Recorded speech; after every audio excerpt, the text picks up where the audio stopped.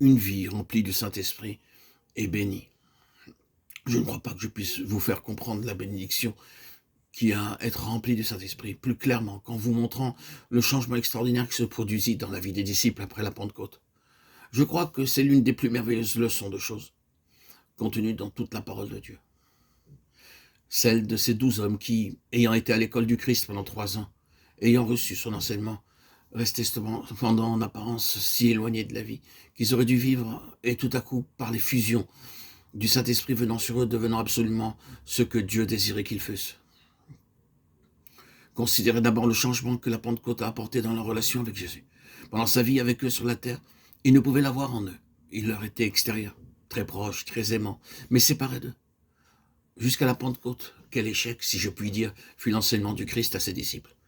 Christ leur avait renseigné jour après jour l'humilité. Il leur disait « Apprenez de moi que je suis doux et humble de cœur ». Il leur répétait « Celui qui s'abaisse sera élevé ». Et pourtant, à la table de communion, ils discutaient encore pour savoir quel était le plus grand. Christ n'avait pas fait la conquête de leur orgueil. Ce n'était pas que l'enseignement divin eût manqué. Pourquoi donc alors? À cause d'une chose, Christ leur était extérieur. Il ne pouvait venir habiter dans leur cœur. C'était une chose impossible.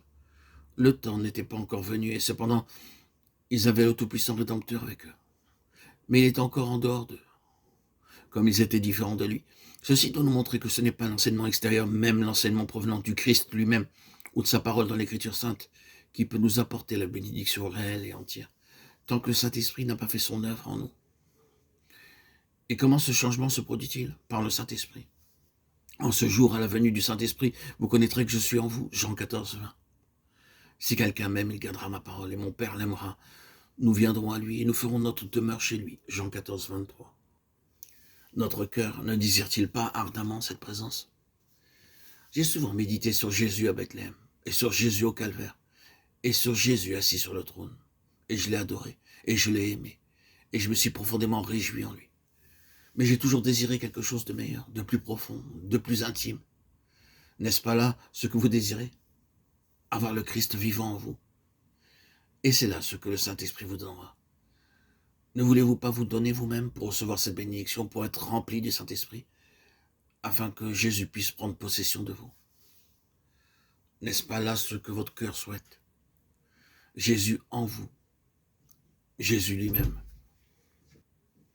le Tout-Puissant, celui qui mourut sur la croix et qui est assis sur le trône et qui condescend à être notre vie.